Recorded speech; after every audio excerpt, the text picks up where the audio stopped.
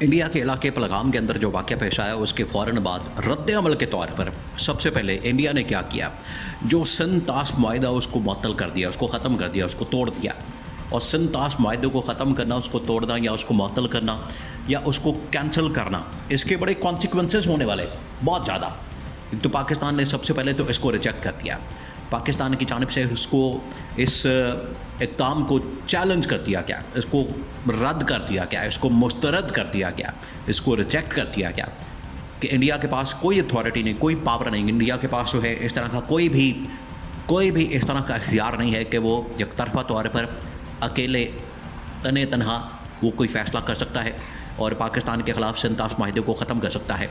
ये इस तरह की कोई ताकत जो है वो इंडिया के पास मौजूद नहीं है। ये पाकिस्तान ने दो टूक जवाब इंडिया को दिया और बता दिया है कि आपके पास इस हवाले से कोई राइट नहीं है, पावर नहीं है, अथॉरिटी नहीं और ना ये आप ऐसा कर सकते हैं। पानी बंद करना, देखें इंडिया काफ़ी अरसे से सोच के बैठा हुआ था। देखें ये बड़ी हैरान कौन बात है, पाकिस्तान के अंदर आज नून लीग पीपल्स पार्टी नहरों के ऊपर लड़ रहे हैं, पानी के ऊपर लड़ रहे हैं। नून लीग और पीपल्स पार्टी की आपस में लड़ाई हो रही है, इसकी आपस में जंग हो रही है, इक़्तिदार की जंग हो रही है, हुकूमत ख़त्म करने की बात हो रही है, अलहदगी के हवाले से बात हो रही है। कोई कहता है हम अलहदा हो जाएंगे, कोई कहता है कि हम फॉर्म 47 वाले हैं, एक दूसरे के ऊपर हमले किए जा रहे हैं, एक दूसरे के ऊपर हमला किया जाता है। लेकिन हकीकत ये है, असल मामला ये है कि इनकी इस जंग की वजह से, इनकी आपस की लड़ाई की वजह से आज इंडिया जो है वो हम पर भारी पड़ गया है, हम पर हावी हो गया है। वो हमारे ऊपर जो है वो अब उसने हमला कर दिया है। तो आपस की लड़ाई जो है, पानी के ऊपर लड़े थे, इंडिया ने पानी बंद कर दिया है, तो अब आप आपस में क्या लड़ेंगे? आपके पास पानी नहीं होगा, पानी नहीं होगा तो आपकी लड़ाई किस बात के ऊपर होगी? ये था वो असल में इशू जिसको सोचने की, समझने की ज़रूरत थी, जिसको देखने की ज़रूरत थी कि अगर हम इस तरह से आपस में लड़ेंगे, आपस में एक दूसरे के साथ हम लड़ाई करेंगे तो इसका तीसरा मुल्क जो है फ़ायदा उठा सकता है और वो इंडिया ने फ़ायदा उठाया। सबसे पहले उसने सिंध-ताश मुआहिदा ख़त्म करके पाकिस्तान का बंद किया, पाकिस्तान के ऊपर हमला कर दिया।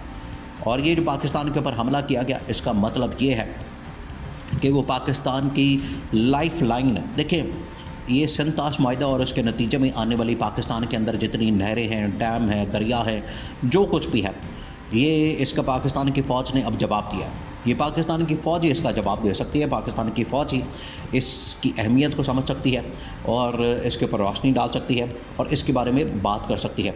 पाकिस्तान की फ़ौज की जानिब से इसका जवाब दिया गया है कि पाकिस्तान कभी भी इंडिया को सिंध-ताश मुआहिदा एकतरफ़ा तौर पर यूनिलैटरली ख़त्म करने का किसी सूरत भी इख्तियार नहीं करता और ना ही इसके अंदर ये लिखा हुआ।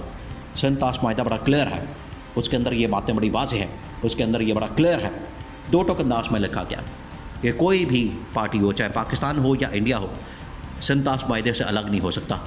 अब एक तो ये मामला, दूसरा ये कि इंडिया की जानिब से इस हमले के बाद बॉर्डर के ऊपर बाकायदा तौर पर फ़ौजें S-400 जो डिफेंस सिस्टम है वो तैनात करने का फ़ैसला किया गया। पाकिस्तान ने इसका नोटिस ले लिया, पाकिस्तान ने इसको देख लिया, क्योंकि वहाँ पर मूवमेंट, वहाँ पर हरकत, वहाँ पर इस हवाले से मूवमेंट नज़र आई है और इन्होंने देखा है कि पाकिस्तान के ऊपर ये हमला करने की तैयारी है। हमला करने का मतलब ये है कि ये पाकिस्तान के साथ अब छेड़छाड़ करने वाले, कोई एडवेंचर करने वाले, वहाँ पर फ़ौजें भेजी जा रही। पहले इन्होंने ये इल्ज़ाम लगा दिया पाकिस्तान के ऊपर कि पाकिस्तान ने हमला किया, फिर इन्होंने वहाँ पर एक मीटिंग कॉल की, इजलास कॉल किया, उसके अंदर कहा कि हम पाकिस्तान के ऊपर किसी वक्त भी हमला कर देंगे। पहले इन्होंने इल्ज़ाम लगाया, फिर हमले की धमकी दी, फिर नरेंद्र मोदी ने मौका लहरा कर ये बता दिया। अब पाकिस्तान का जो रिस्पॉन्स है वो बड़ा तगड़ा किस्म का है, बड़ा करारा किस्म का है और बड़ा ही दो टोक अंदाज में सामने आया कि ये जो फ़ौजें लाना, बॉर्डर के ऊपर S-400 लगाना और ये मिसाइल सिस्टम लगाना और मिसाइलों की या एटमी ताकत की या एटमी मिसाइलों की धमकी देना पाकिस्तान को, ये आप पाकिस्तान को इस किस्म की धमकियां लगाना छोड़ दें।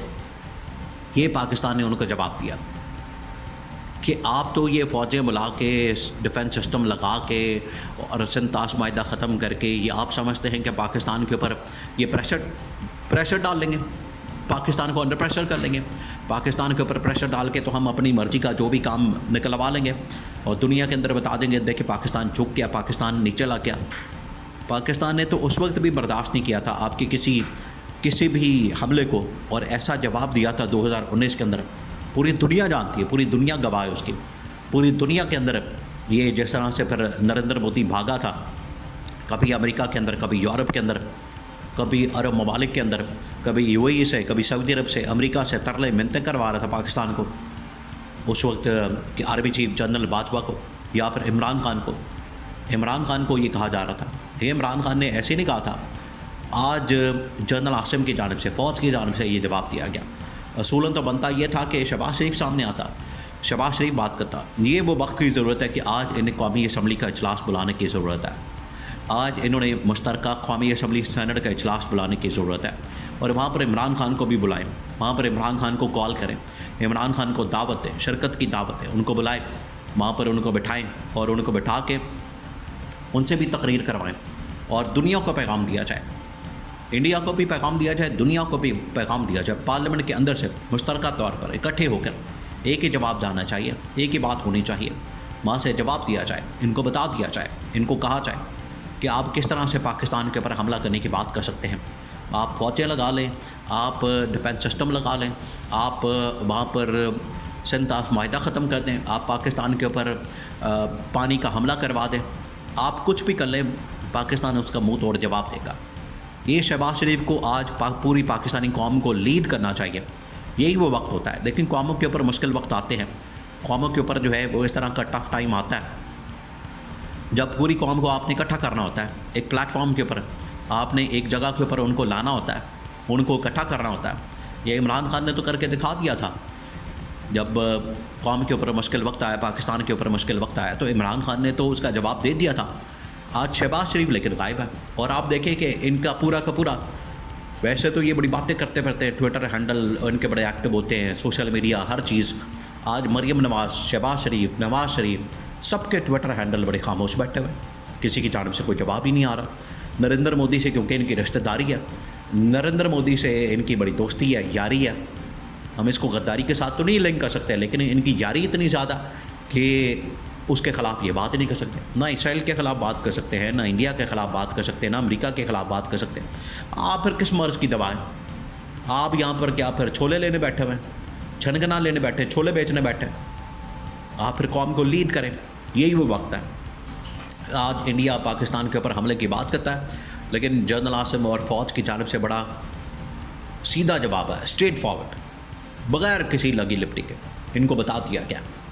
आप हमला करने के सोचे भी ना, आपने सोचना भी नहीं, आपने इस हवाले से इधर हमला करना तो दूर की बात है, आप इसकी तरफ मैली आँख से देख भी नहीं सकते, ये उनको बता दिया गया। और इसी वजह से पूरी पाकिस्तानी कौम अपनी फ़ौज के साथ, जनरल आसिम के साथ, आर्मी चीफ के साथ शाना बशाना खड़ी है।